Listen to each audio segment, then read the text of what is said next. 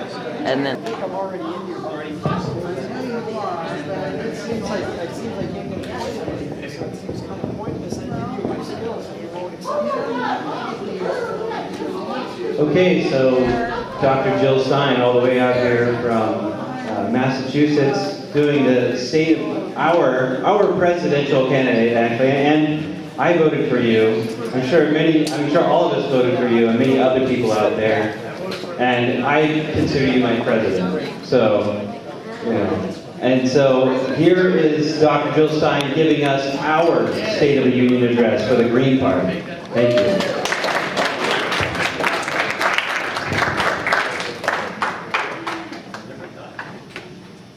So this is what democracy looks like.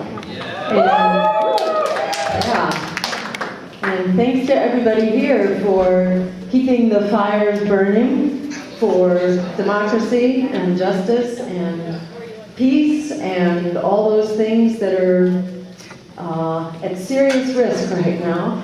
You know, if you had to comment on what is the state of the union, meaning what's the state of affairs out there, you know, I think we all know that it is maybe more precarious than ever in the history of humankind, as empire doubles down, as it teeters at the brink with endless war and austerity and an assault on Mother Earth and democracy.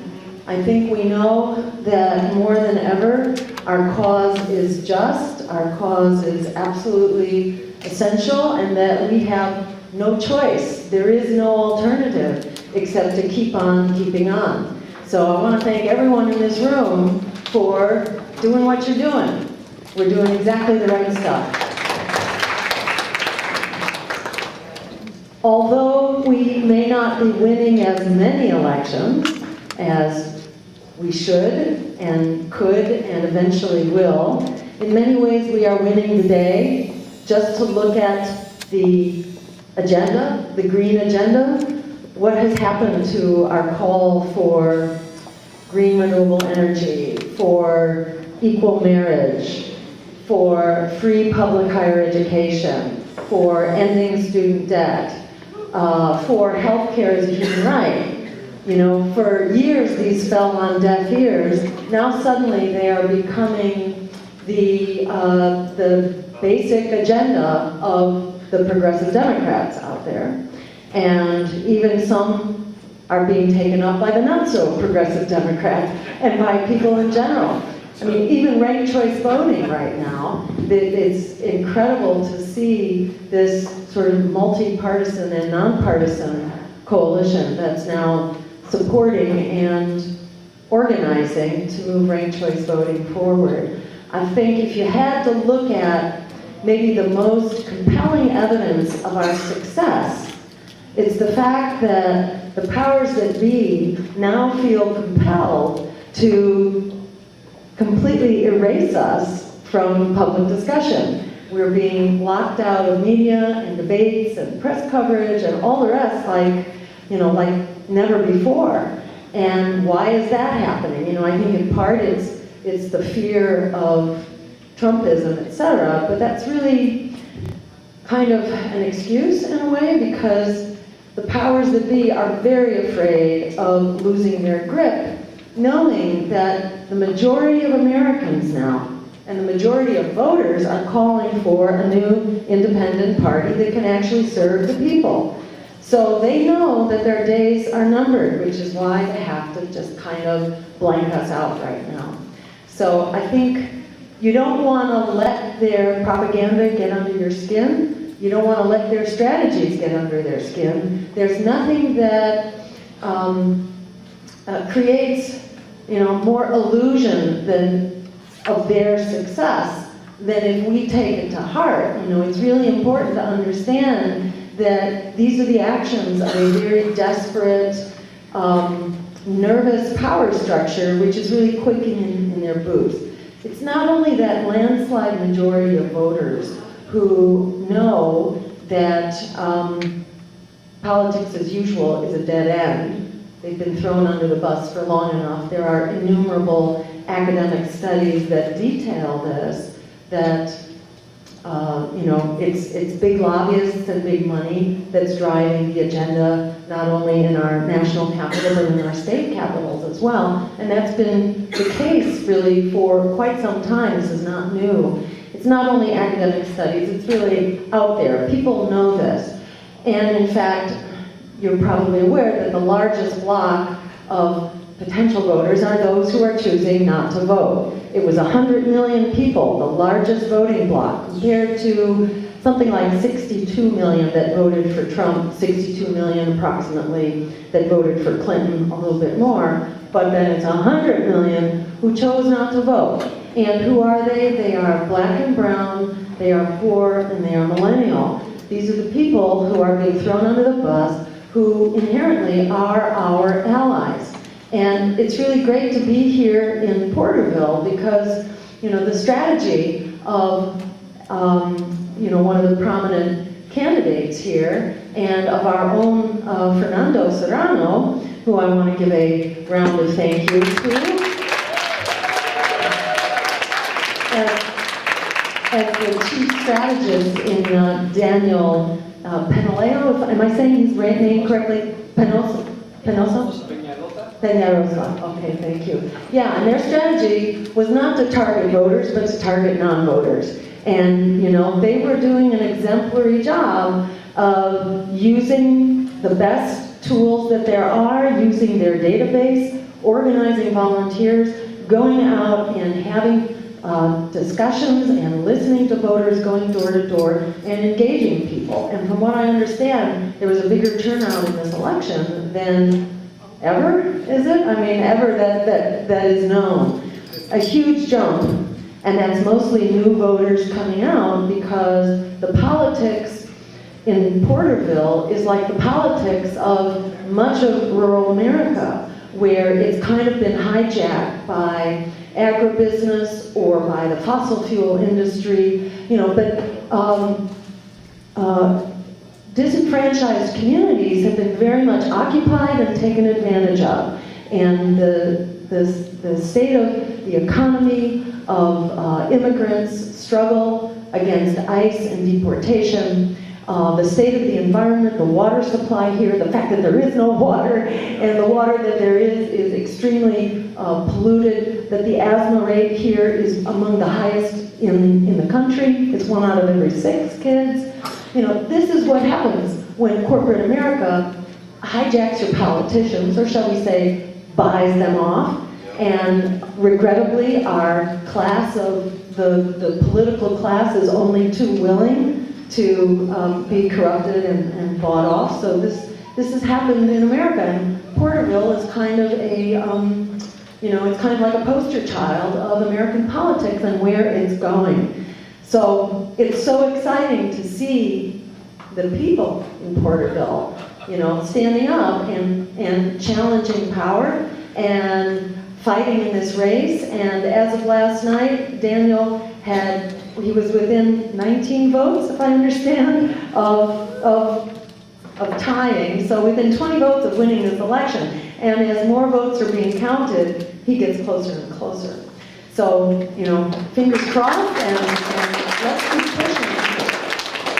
It's important to recognize this as a win. Whether we win the office or we simply win the day, this is a win for developing our tools and our strategy and a real model for how we go forward. And I have to say that, this is true in so many campaigns across the country in 2016. And I had the pleasure of a road trip with Sadie Fulton here, and my dog, Yola, who's at home because she could not do nearly as well as Mel's dog over there. She makes Mel's dog look like an absolute model political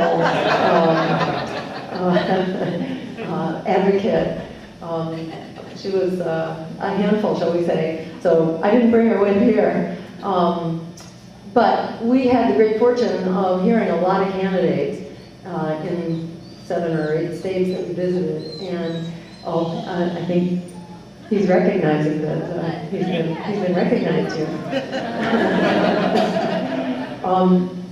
So I think it's fair to say that this was the most powerful, articulate, and inspiring set of candidates that I have seen in any National Green Party election. So kudos to all our candidates. And will all the candidates in the room please just give a wave? Yeah, let's give them all a round of applause. And many of our candidates had, it's like the first step in running campaigns is to be a compelling candidate and to get your message down and to be able to talk to gatherings, to be able to persuade supporters, to be able to inspire volunteers, and to be able to talk to the press. And from the candidates I heard, it was just compelling message after compelling message. It used to be that was the exception in our Green Party candidates in our early days. Now I'd say it's the rule, and it's very unusual that we have candidates who aren't really good at just driving us forward and building a base. So kudos to our candidates for that. The next step, after you have good candidates, is building teams that can support them. And I think that's kind of where we're at right now. And I understand that a resolution was passed here in the California GA to develop some kind of a candidate training, is that right? Great, okay, activist training, which is essentially, the tools that we need to be good activists are those that we need to run good campaigns. So they really blend together, and I'm really hoping that our annual meeting, which we're hosting in Massachusetts this coming July, will be focused on that. I think our theme is going to be something like all hands on deck, because the ship is in great peril. It's heading for the waterfall, and it is taking on water really fast. So, we need to bail out this ship and basically launch the lifeboats and get moving in the other direction. So, it really is, it is that all hands on deck moment. And it's time to make every campaign, a campaign with a good, strong ground game, which is not easy to do. You gotta learn a whole new set of skills. You need a treasurer, you need people who can handle database, you need to be able to handle your email blasts and work social media, organize your volunteers. There's a lot of method to the madness of running good campaigns, but we have candidates now who really blaze the trail for that, and so there's a lot we can build on. Let me say a word about, another reason why I think the wind is at our back now in ways that it's never been before. That agenda right now, the majoritarian agenda, has no other home except the Green Party. There are 70% of Americans now who are calling for Medicare for all. And are the Democrats going to support Medicare for all? I don't think so. The Justice Democrats, with Kyle Kulinski, bless their heart, they're trying to do the right thing. They're well-meaning, but I think still a little in the dark, shall we say. As the saying goes, fool me once, shame on you. Fool me twice, shame on me. Fool me 100 times, and really, really shame on me. So I'm finding it's not that hard. I heard a little discussion between Jimmy Dore, and can we give a round of thank you to Jimmy Dore? He's really taking the heat for us, like very few people in the media dare to do. But I heard a discussion between him and Kyle Kulinski, and they were really trying to make lemonade out of lemons. The midterm made it pretty clear that the blue wave is still a corporate wave. About 20% of the money that went to candidates, roughly about 20% came from, quote, small donors, that is under $200. That means 80% came from, big donors. And, and increasingly the big Republican donors are coming over and donating Democrat. So, for example, the big Wall Street money this year went to Democrats, not to Republicans. That was a switcheroo. That the Democrats again opened the welcome doors to fossil fuel corporate donations. Their agenda,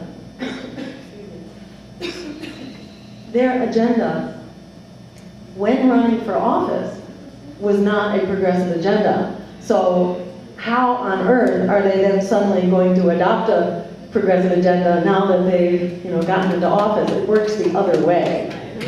They're going to go running from the little bit of liberal agenda that they had. Nancy Pelosi has promised to use what's called the pay-go rules. Those are the pay-as-you-go rules. That means if you propose any substantive program that's going to require an investment of public dollars to get it going, whether it's a Green New Deal or a single-payer system or free college, you can't do it unless you raise taxes and you increase revenues and grow the budget in order to do the right thing. So there was an occupation of Pelosi's office. Did people hear about this? Yes. Yeah. And Alexandria Ocasio-Cortez made a little appearance and show of support, which is great, and then went on to comment about how Nancy Pelosi, this will help her reach back to her activist roots, and she'll do the right thing, So, and I was like, it was jaw-dropping to hear Kyle Kulinski and Jimmy Dore kind of agree with him, like that, oh, maybe this is a good sign, this is a good sign that Alexandria is going to be able to push Nancy Pelosi. I don't think so, not in your dreams, that's not going to happen. It's like, yeah, right, we have to give her enough money, and I don't think, unfortunately that's not where the money is, so that's certainly not going to happen. It was the Democrats, 100% of Senate Democrats and 75% of House Democrats all voted for this most recent, biggest ever military budget, which is taking now, I think, 57%, but is on its way to becoming 60% and more of our discretionary budget. We essentially have a military budget with a little bit of window dressing around it, because if you're spending 67%, which is where it's going, I think, as of the next budget. If you're in the high 50s and mid 60s for the Pentagon, what does that leave? And if you wrap in the VA budget, which is essentially, necessary because we have all these wounded servicemen and women who don't receive nearly the care that they should, but nonetheless, we can't afford it, because if you look at the breakdown of the budget from I forget the name of the group, but there are budget watchdogs, and it's very clear that it's well, there's CBO, although they don't always frame things the way that they actually are, and there's some good sort of progressive nonprofits that are really watchdogging this, and I'll think of their name in a minute. Anyhow, but it turns out to be like 7 to 10% for everything else, when it's 60% for the military. So this is not a world that we're going to survive in, especially as we head towards conflicts which are going nuclear. And remember the explosion of the nuclear budget, which is now 1.7 trillion, in order to upgrade our nuclear weapons, our missiles, and their modes of delivery. So it's our warheads, our missiles, our submarines, and also the bombers. You upgrade them, it'll be 1.7 trillion, and that's what's in the pipeline right now. The Democrats are, fully behind that. There wasn't hardly a voice to be heard in the wilderness objecting to this totally over-the-top military budget. So that's another reason why we got to keep doing what we're doing. And let me just say real quickly, some of the really powerful tools that we have going forward, aside from our agenda, which can win the day the minute we get out to let it be heard. And that's not an easy task. I think that also underscores why it is we need to be going door to door, why it is that we need to be building from the grassroots up, and really supporting our local candidates in particular, where we can get out the volunteers and we can get people into school committee and city council and water board and the rest. Because going door to door is really kind of where the money is right now. And it's really important, that we provide the support for our candidates. Ranked choice voting is here to stay, and really awesome. Kudos to the people of Maine for sticking with it when the Republicans and Democrats tried to repeal it. It was my wake-up moment in Massachusetts in the year 2000 after we had passed public financing for campaigns so we could break the stranglehold of big money. Overwhelmingly, we passed that referendum. It was the Democrats who destroyed it with their 80% control of the Massachusetts legislature. They repealed campaign finance reform, and it's both parties which are attacking ranked choice voting because, like the parable of Solomon, they would all rather see the baby that is our democracy, just kind of cut into pieces rather than lose their stranglehold on power. So this is what people want. It's really clear. We've seen how beautifully it works.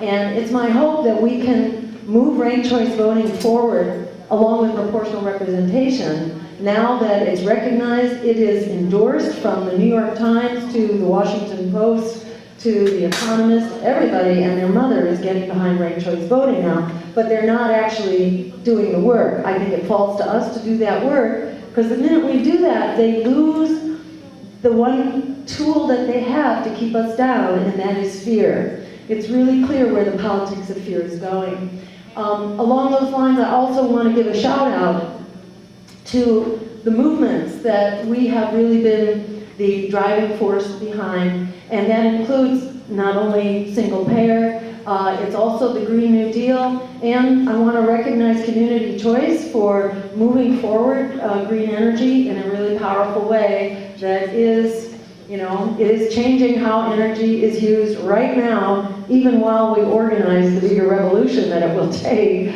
in order to buy out the oil companies and put them to bed forever. So, that's the direction we need to go, but we got lots of tools to do it in the meantime. Once again, we need to fight for the greater good. 60% of the species, are gone over 1970. What does that tell you about where we're going?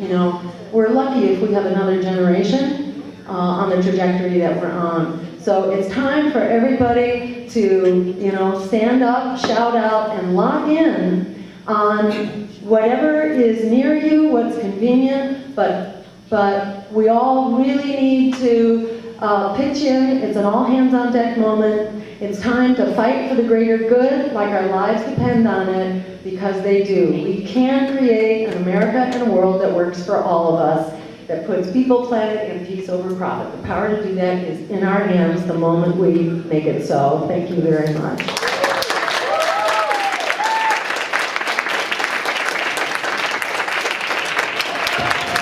Thank you so much, Dr. Jill Stein, our president. And I think it's really great that we hear about the situation out there in our country, and also about the budget, but also the problems and solutions that are right in front. It is all hands on deck. We do need to get out there. So we're going to take some questions and answers. So we'll start taking staff. We got Anthony, you got Bridget. Yeah, let's do the lineup. You can do it on the side. That'll make it simple.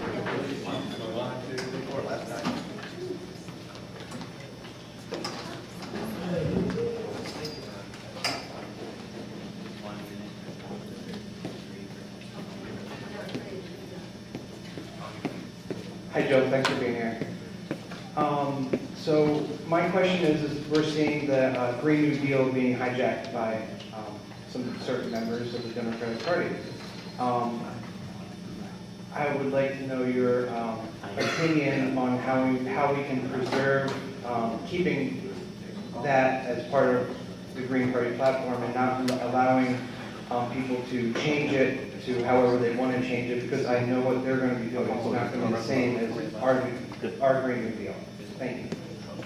Thank you, Anthony. And I can answer that pretty quickly, just saying that in many ways this is an opportunity, because they have sort of validated our agenda once again. And I think our, preventing hijacking really depends on us engaging the dialogue. And that means, seizing the moment on social media, in our events, organizing at the level of our communities around green energy and around the emergency that climate has posed. And I know it's a really delicate thing when people are in crisis because of a flood or a fire. You have to just be really focused on helping them. But at some point, the conversation turns, and it's not in the homeless encampment, but at some point there's discussion going on now all over the place about the cause of these fires. And it's about making ourselves present, about ensuring that we are turning the crank on every tool that we have for engaging public dialogue.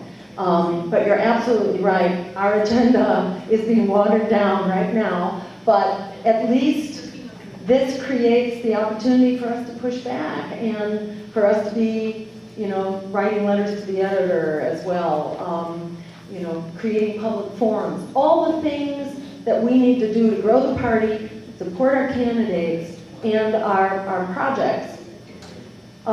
This is the content that is really timely and hot. And again, I think this needs to be a big issue in our annual meeting, that we want to be helping to train people up. What are the talking points around this? How do we keep pushing it forward? How do we seize this moment? It really is the perfect storm. Yes, my question is sort of related about that same thing about the Green New Deal and the sit-in in DC. It just means that you're on the East Coast a little more and maybe around the country more. Those youth that, led that, a lot of the young people coming out with those Green New Deal signs, now they're there with Democrats.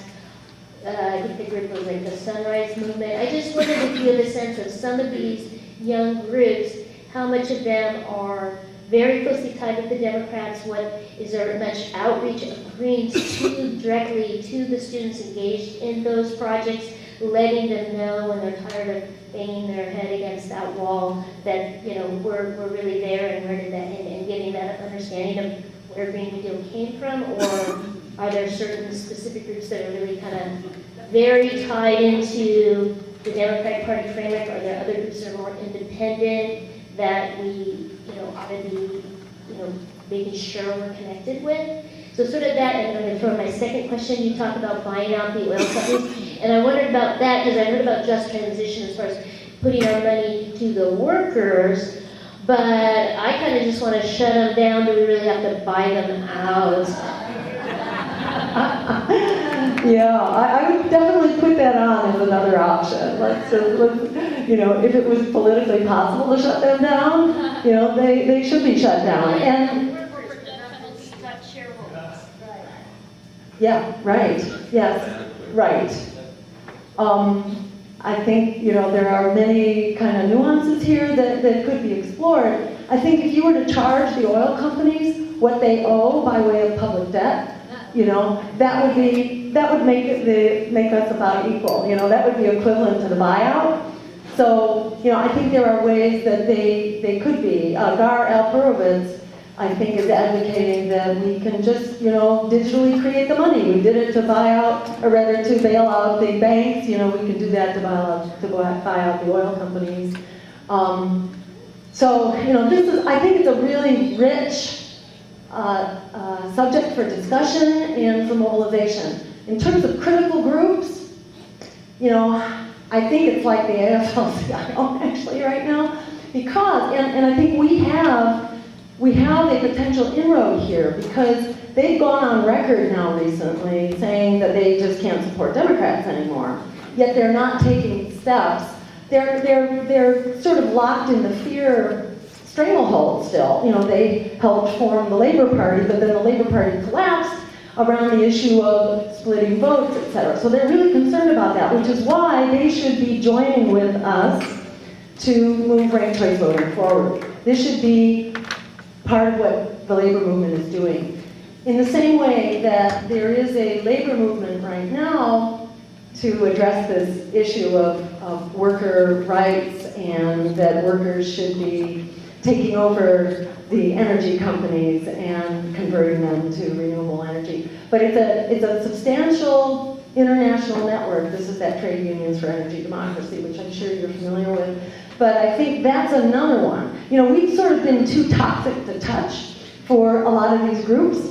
And it's interesting to see how that evolves. If we can make that breakthrough around ranked choice voting, or if we can establish collaborations on ranked choice voting, it sort of creates a safe zone where we can start to work together.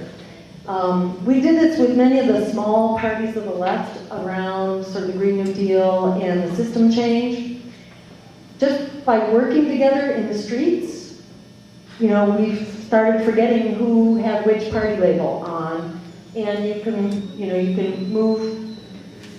build on that. I mean, we're all distracted by the things we have to do to survive, and then we have some, some kind of conflicts in strategy as to democratic decision-making versus centralized decision-making. Greens are kind of unique among small left parties. We really have decentralized democratic decision-making. Most of the tiny parties of the left that have managed to survive have done so through centralized decision-making. And that's kind of a little stumbling block on how we work together exactly. But the point being, by getting down there in the trenches and working together, we can, I think we can forge movements. The groups of young folks, like Green for All and groups like that, I have found very hard to approach. I mean, you'll have conversations with them, and then they'll invite you to speak, and then they'll get shut down, and they'll have to call you back and say, oh, I'm sorry, you can't come and speak. I mean, I can't tell you the number of times that's happened to me. So I've stopped, putting any energy into that whatsoever. Young people who are clearly being manipulated is not the way to go. On the other hand, if they're approaching you and they're independent and they're grassroots, definitely worth doing. But I think the most important thing is for us to be in touch with each other, and for those of us who are really ready to just move, who are ready to just burst out of the starting gate, we need to keep doing stuff. Because even while the party struggles with our administrative and our bureaucratic stuff, and sometimes we really get hung up on our internal battles, things are still going forward. We've been trying to solve these internal battles for a long time, but our candidates keep getting better, and we keep doing better, and our agenda keeps getting out there. So I say, don't let the bad stuff slow you down.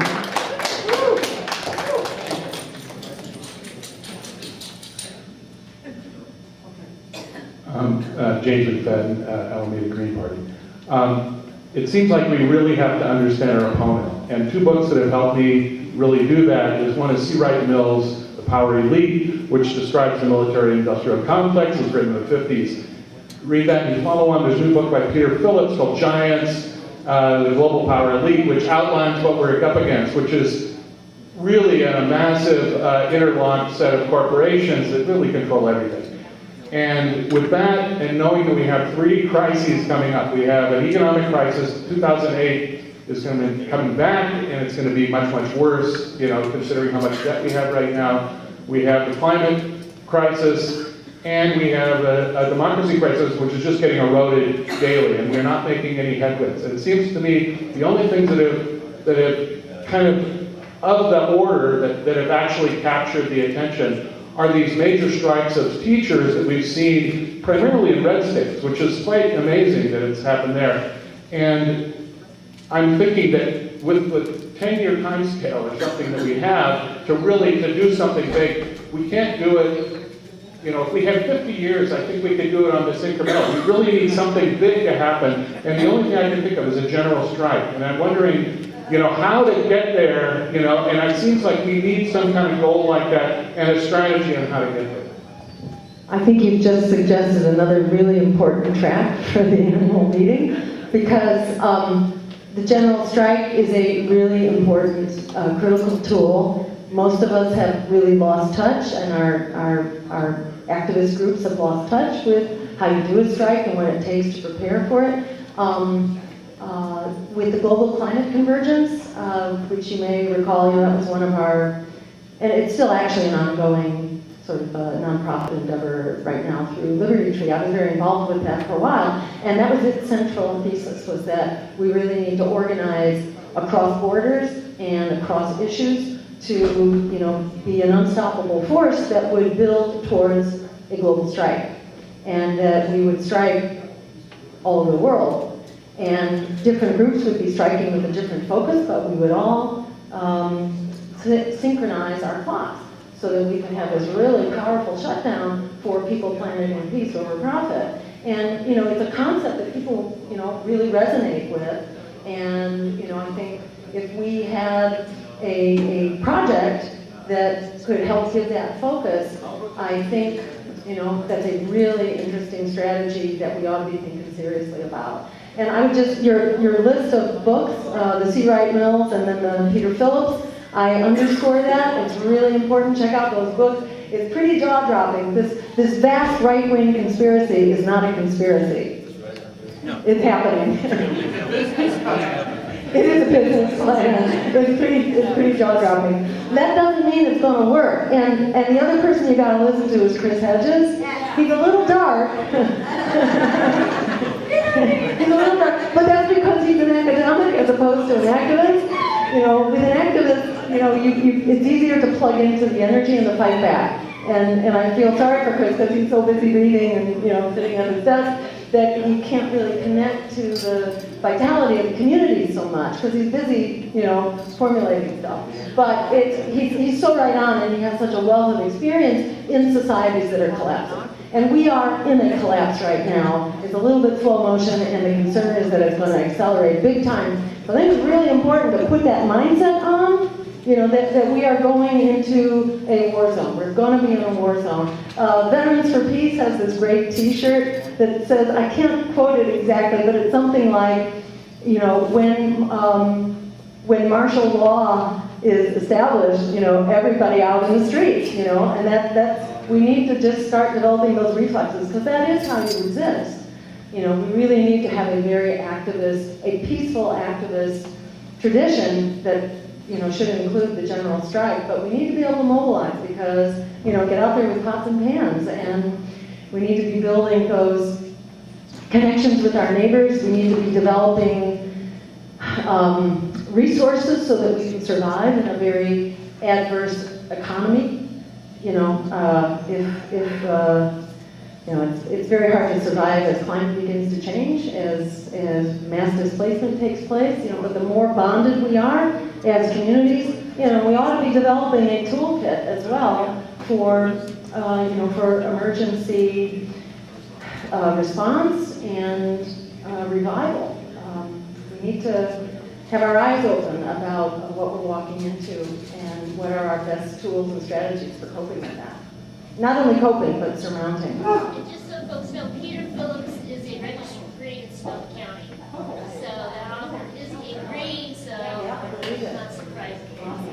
Yeah, you're good.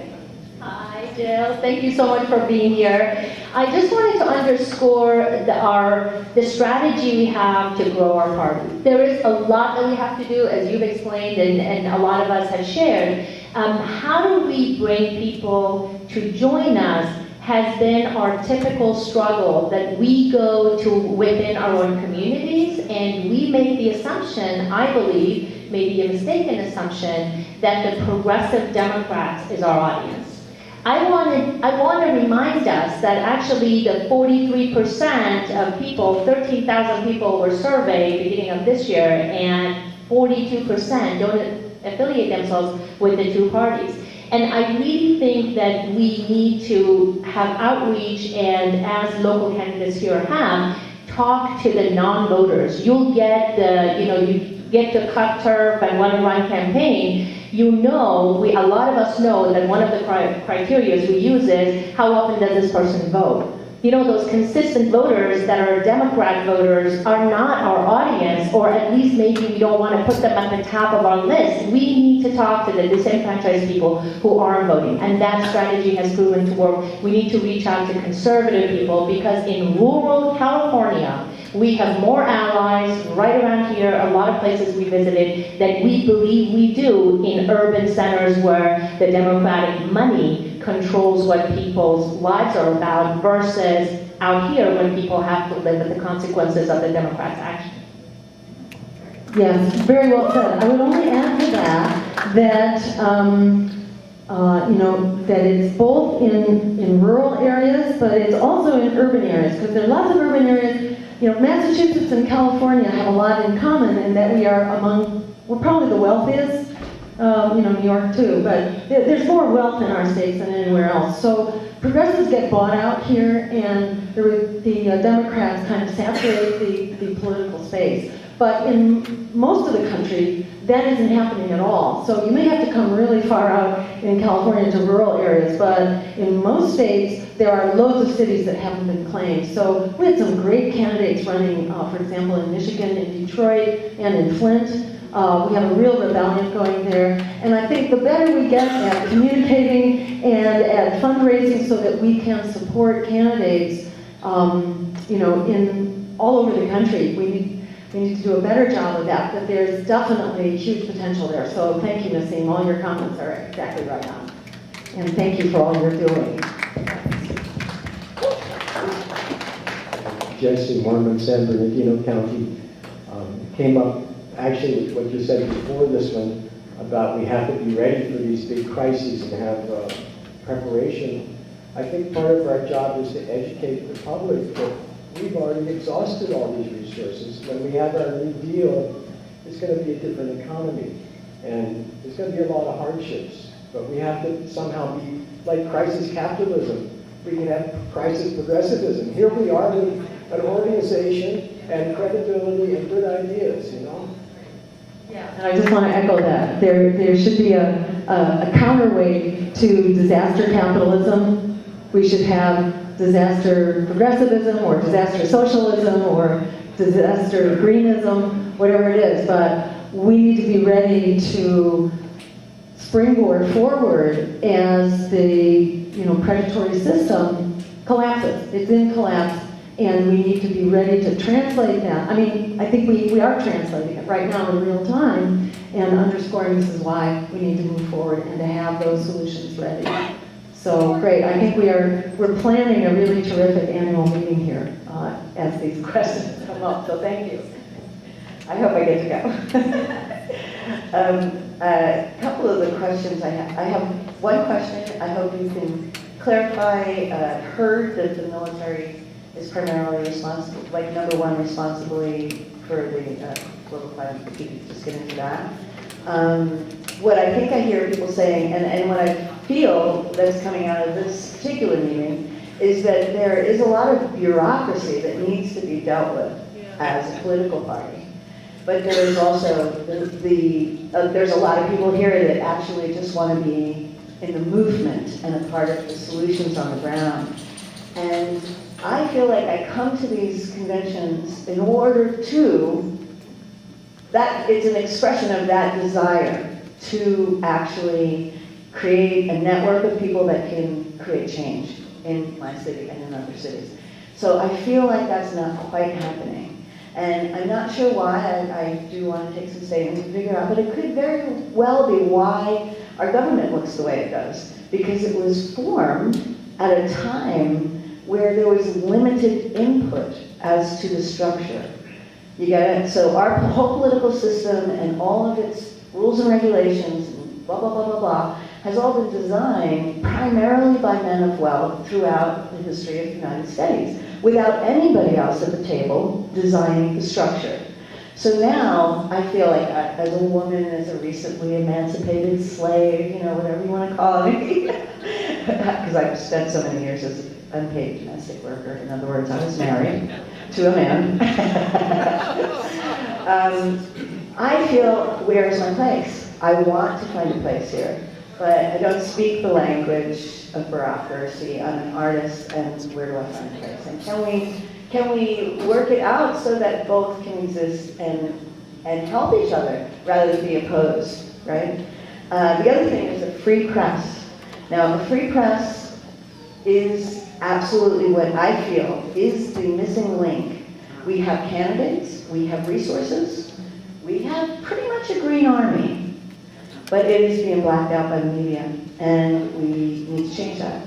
And so I have a little theory, and Josh and I have talked about it, of possibly developing an interesting, educational, entertaining, attractive sheet of paper that could be on the same page, kind of like, let's get on the same page. Books, I would love to have a section, what are the books to read this month? And then what if we were all reading the same book? That would be amazing, if all the readings in the country were on the same page, in other words. And I'm hoping, and I'm asking, I'm wondering if the leadership in the Green Party would be willing to support something like that. So, first thing, I just want to invite everybody to move over here to the live stream so that we can be more in the cause of media that gets the word out. Let's, make ourselves visible and heard here.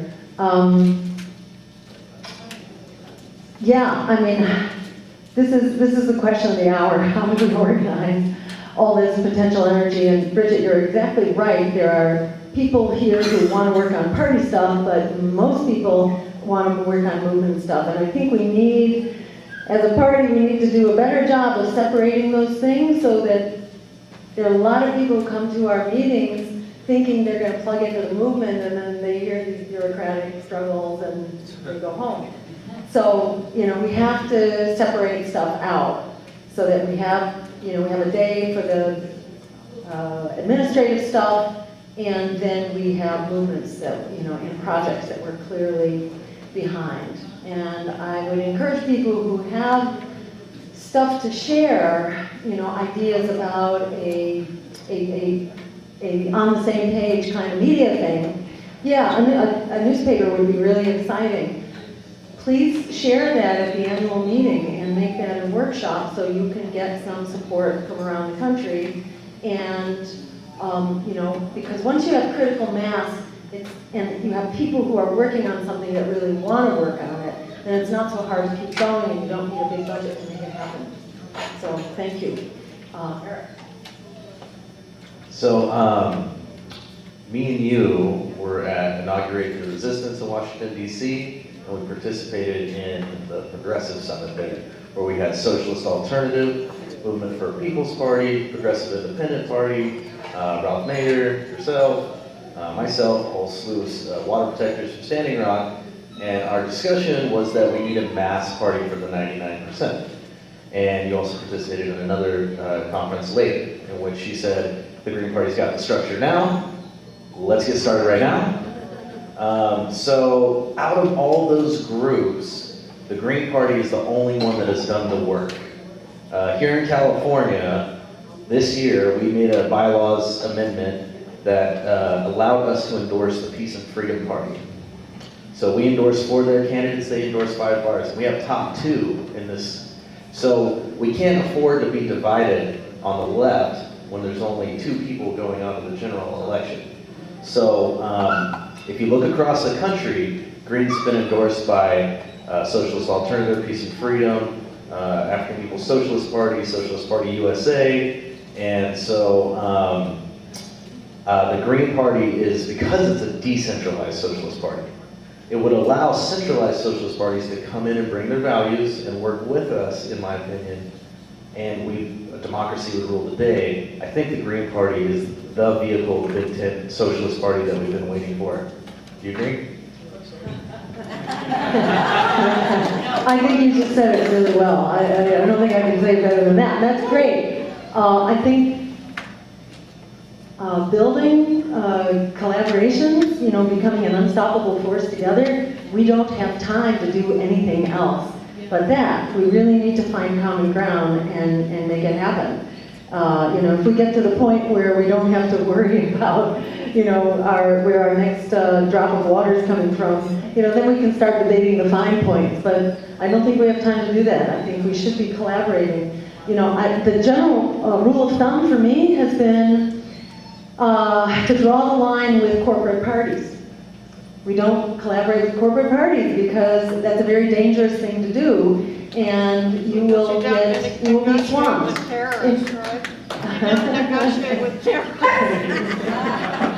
Especially terrorists that are undercover and you don't, it's very hard to know exactly what's going on.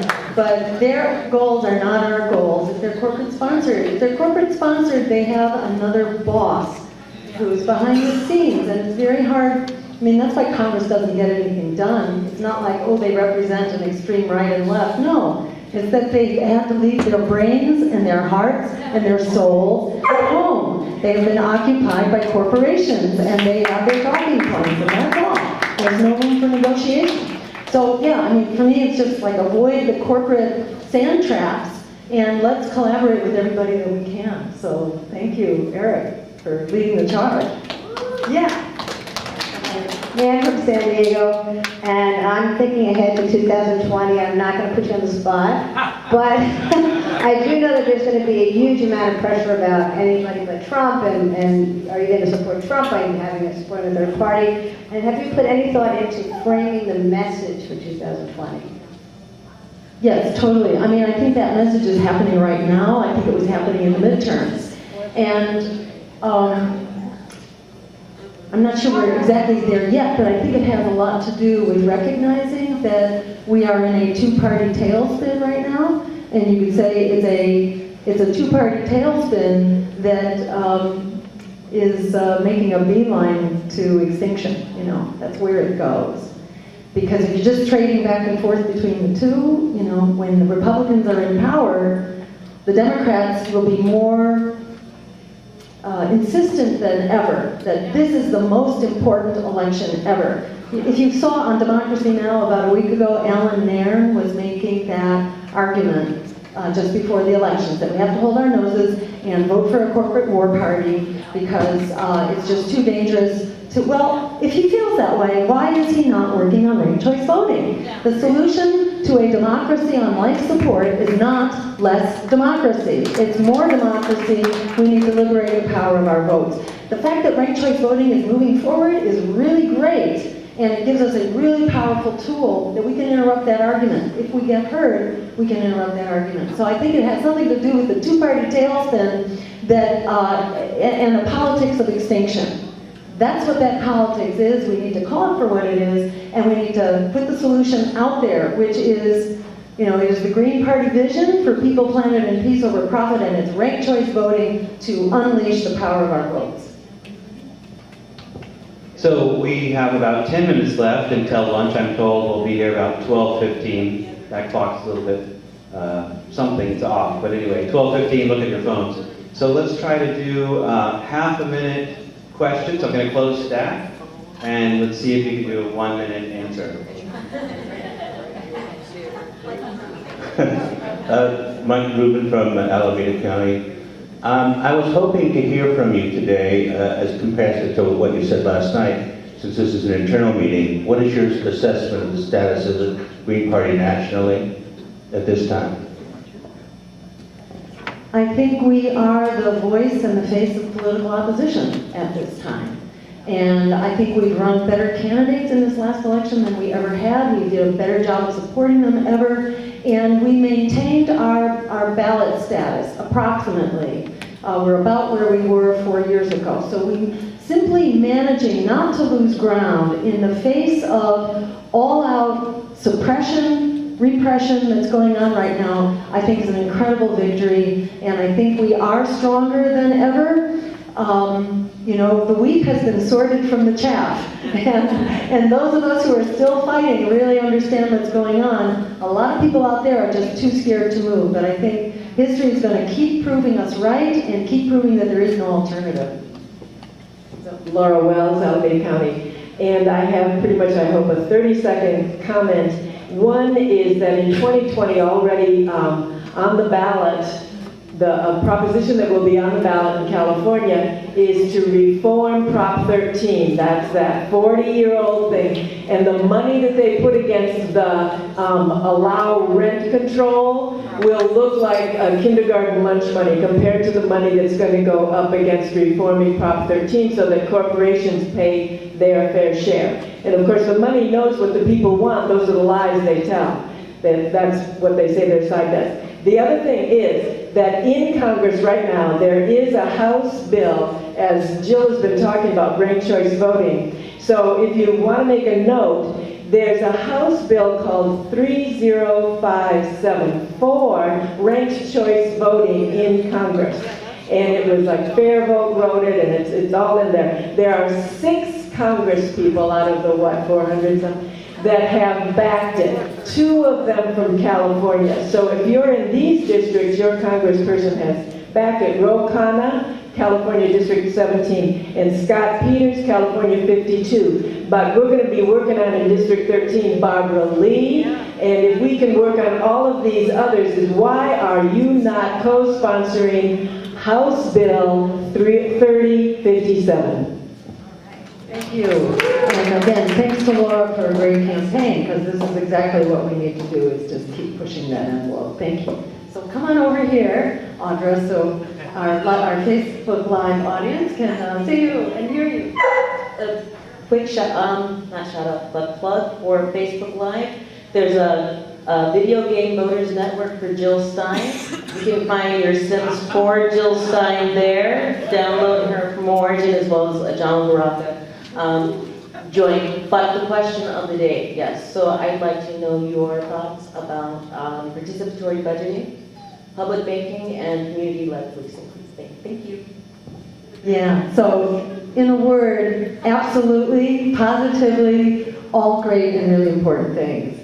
We saw public banking come really close. It had a huge number of voters, but it got defeated in LA, but it came closer than it ever has. So, you can't let the bastards get you down, because that is their strategy. They're really trying to get you down, but we make them fight harder and harder every time to hold us back. So count it as a victory and keep going. Come on over here, don't be shy. Please stand here with you. How do I word this? Okay, so now we have all these Democrats in the House in the midterm, whatever. I still don't have any hope that they're going to hold police accountable. I feel like we have a rapid police brutality and judge, jury, and execution are problems. So moving forward, as not just as a Green Party movement, or once we, what thoughts do you have on how we can dismantle? I'm not for a lot of my people that I work with are not for prison reform or police reform or for abolition. So what are your thoughts moving forward with our resources? What can we do as a collective? Yeah, it's like on the other issues, I think we have to just really stay on it, and we have to rally, and we have to try to get people held accountable. There have been a few police murders that have been held accountable recently because the communities have been so up in arms. I think we have to continue to do that, and we have to point to the successes in community policing, like in Richmond, where the number of police incidents, or it might have even been murders, just plummeted when they changed the standards for hiring so that the police look like the community, they live in the community, and that police are specifically trained and they can bring in mental health counselors and so on. The police are sort of like an armed militia for social unrest, and then this is where police originated from the slave militias, and our whole national love affair with guns all came from our history of first keeping slaves in order, and before that, the murder of indigenous people. Abby Martin did a really good 20-minute piece on the history of guns and fascism and the right wing in America. It's really eye-opening, and I recommend that to people too. I think it's on the Real News Network now. So yeah, just all the things you're saying, and for us to movement build around that and support the struggle and, and keep it going and connect with the broader struggle so we can get to critical mass and get people elected who can do something about it. Thank you. Aiden. Hi Jill. Just for the Facebook Live, my name is Aiden Hill. I use they, them pronouns. I am a postmodern eco-socialist, and you can follow and like me at AIDAN, the number 4, Berkeley, BERKELEY. So my question, so will you publicly agree to host an interview with me in the capacity of a student and an environmental political activist within the next 90 days? Absolutely, and I'm going to hold you to it. And yeah, keep up your good work. He's really been in the trenches in the struggle, doing great stuff. All right. Thank you for coming, Dr. Jill Stein. It's great to meet you. My name's Chris. I'm from Visalia in Tulare County. And I just wanted to preface my question by saying I was sadly a Democrat for 11 years.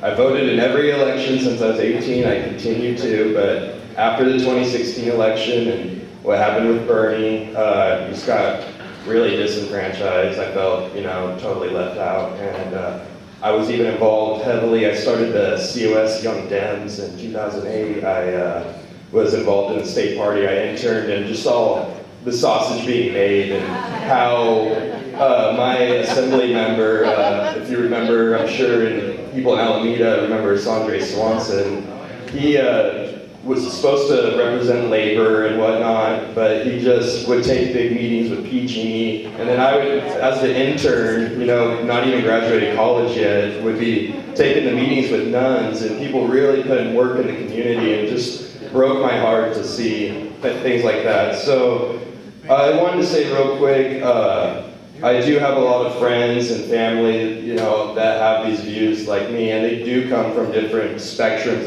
I could say, of the political aisle of whatnot, but I do see that we all are uniting, that people are struggling in healthcare and whatnot, and we see that we could have had single payer in California and they didn't. So it's kind of odd to me that there was so much enthusiasm for Bernie and whatnot, these progressive movements, but the neoliberals keep winning, and there's these election frauds that I think that are going on internally, and I want to know your thoughts on election integrity and trying to take care of that, because it seems like neither the Republicans or Democrats really care about really looking into the voting machines. Like, the whole Russia propaganda is stupid. I think it's within here. We could see it back to Florida in 2000. Yeah, great. All right, terrific question. And I think you could say that there was no less chaos in this election than there was in 2016. Yeah.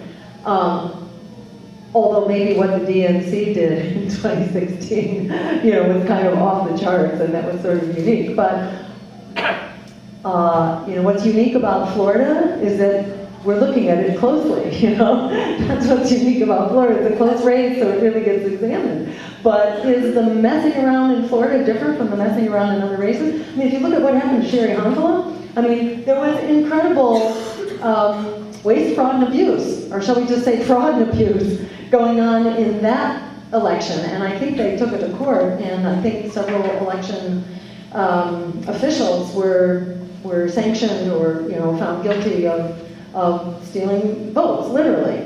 And, it's no wonder people don't trust their elections. And you can go all the way back to the recounts of 2016. Our motto was, we deserve elections we can trust that are accurate, secure, just, and free from Jim Crow. So we need transparency in our elections. Otherwise, people are just not going to trust them. And that means we have to have hand-counted paper ballots. We need to have really rigorous, what they call chains of accountability, so that votes are they're never going through dark spaces, and they're constantly going through dark spaces, and nobody knows what's happening to them. So it's no wonder people don't trust the system. It's not rocket science to fix it. And if you go to votingjustice.us, that's sort of like where we've gone with the recount. we're calling for a nonpartisan voting emergency commission for voting justice and election integrity. Because you can't separate out one piece from the other. It's not like just getting rid of the machines is going to do it when money biases the playing field of elections. I mean, there's a whole other form of voter suppression. Voter suppression, the kind that we know about, is really terrible. But demonizing independent candidates is another form of voter suppression. That's suppressing all the non-voting voters, the 100 million people who don't have a candidate they can support. So, in my view, we need to take the whole thing on holistically and create a system that we can trust. Thank you. Now, hi, this is mostly for the live stream, but I want to give a plug.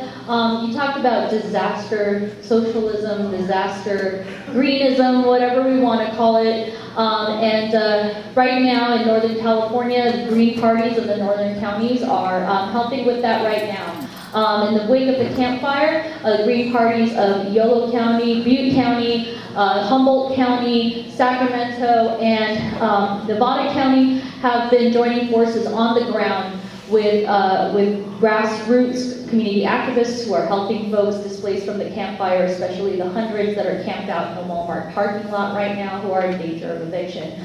So just wanting to let you know, North Valley Mutual Aid is the banner that all of the community groups are working under. I think Sadie put the link in the comments and we urge you. But also nationally, this is a climate disaster is something that's going to be happening nationally. And so just wanting to think about some ideas about how the Green Party can come together and sort of take a leading role in that. Go Bears! Yeah, thank you. And Mel, I think this is a really important topic, sort of what's the intersection between the disasters that are happening right in our backyards, in our front yards right now, and what's happening in Chico is not different from what happened in Houston and Puerto Rico, and there are so many disasters for us to be able to develop this whatever we call it, disaster greenism, which needs to be about both delivering relief and then preventing the next disaster by growing the base to create transformative change in our energy, food, transportation, etc. Transformative change maybe for the Green New Deal. So maybe there's a connection there, and maybe we can work on a track for the annual meeting and help get this off the ground. All right? I'm going to call you.